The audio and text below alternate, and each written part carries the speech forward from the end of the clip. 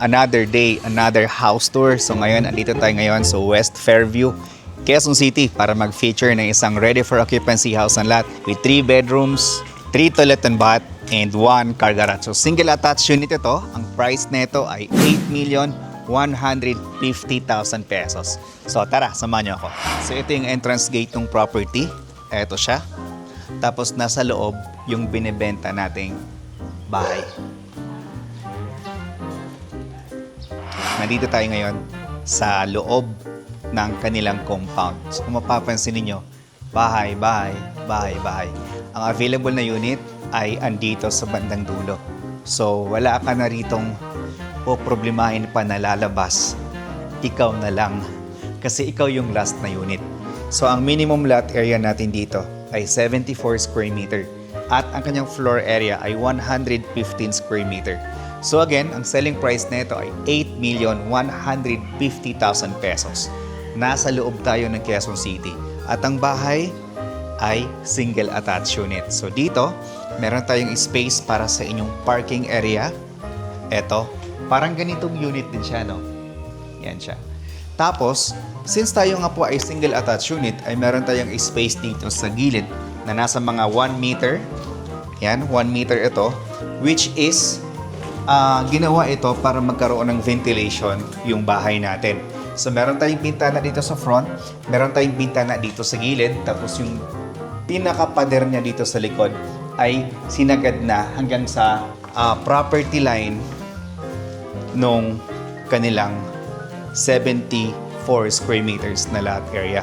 So dito, parang meron ka pa ditong space para sa inyong, siguro pwede nyong lagyan ng motor o kaya ng inyong sampayan. So ngayon, pasok tayo. So this is our living and dining area. As you can see, for 8.1 million pesos, no? Sobrang hindi ka nalugi dito. Kasi ang mahal na ng property in Quezon City. First, mataas yung floor to ceiling height natin. Maliwalas kasi ang dami nating bintana. May bintana tayo dito, may bintana tayo dito. Meron tayo ditong sliding door papunta sa ating service area or yung ating parang mini lanay, no? Kasi maliit lang talaga siya. Tapos later on, kung gusto niyo pong lagyan ito ng bubong, para na sa ganun pag umangge yung bahay natin na hindi siya nababasa yung side na to. Tapos, meron din tayo ditong source of natural ventilation dito sa gilid na kung saan ay nilagyan nila ito ng faucet at meron din tayo ditong outlet. Kung gusto niyo pong mag-washing dito, o pwede nyo naman gawin yan. So, double purpose ito, source of natural light and ventilation, as well as pwede nyo po itong gamiting washing area. Okay, or laundry area.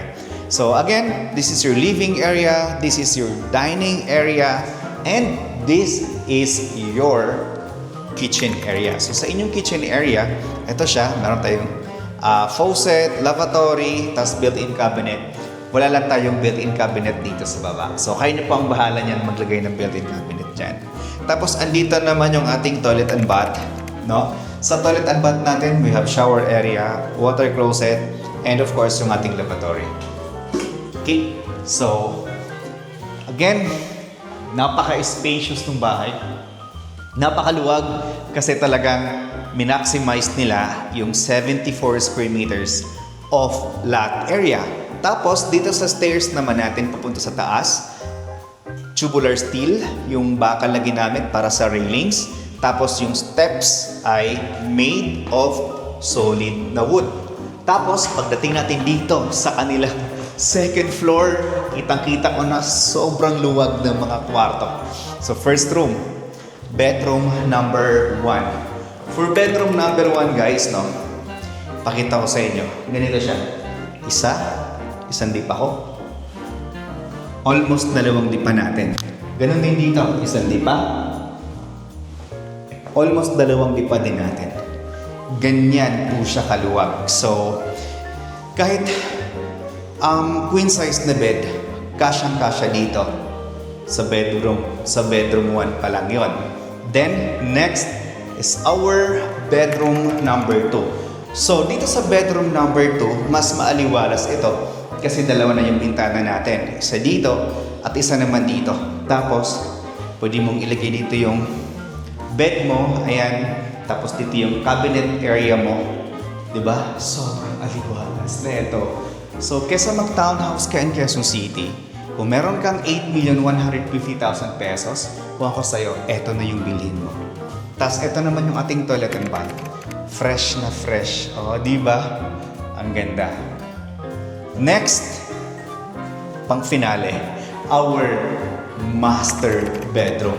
So, dito sa master bedroom natin, as you can see, no, sobrang luwag din nito. Dito yung ating queen size na bed or king size na bed. Kasyang-kasya dito. Ayan siya. Tapos space for your cabinet. Meron tayong provision para sa window type na aircon. Bintana dito. Tapos hindi mo na kailangang bumaba pa o lumabas pa ng kwarto mo para mag-CR.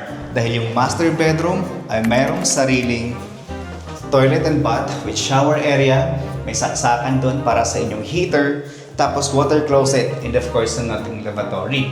Tapos meron pa rin tayong source of natural light and ventilation sa side na yan. Then, meron pa tayo ditong space para sa inyong built-in na cabinet. O, di ba? Napaka-spacious ng bahay for as low as 8,150,000 pesos lang.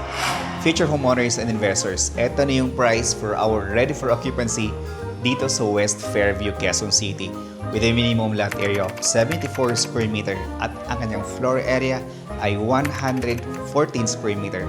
It has 3 bedrooms, 3 toilet and bath, 1 car garage na single attached unit. So yung price natin ay 8,150,000 pesos. Meron tayong required na down payment amounting to na 20% para makalipat kayo na payable naman siya for 3 months without interest. 1,630,000 pesos. Bawasan ng reservation fee na 100,000 pesos at ang matitira na 1,530,000 pesos ay payable siya for 3 months without interest. Then yung inyong monthly down payment for 3 months, 510,000 pesos. Then, yung remaining balance natin na 80% is yon ay loanable through bank financing. Then for 20 years, yung ating monthly amortization through bank financing is 52,535 pesos per month. Then, for more details about this project, Trippings and Reservation, please dial this number shown on your screen. Rog Camacho here, isang licensed real estate broker. Thank you so much for watching and God bless.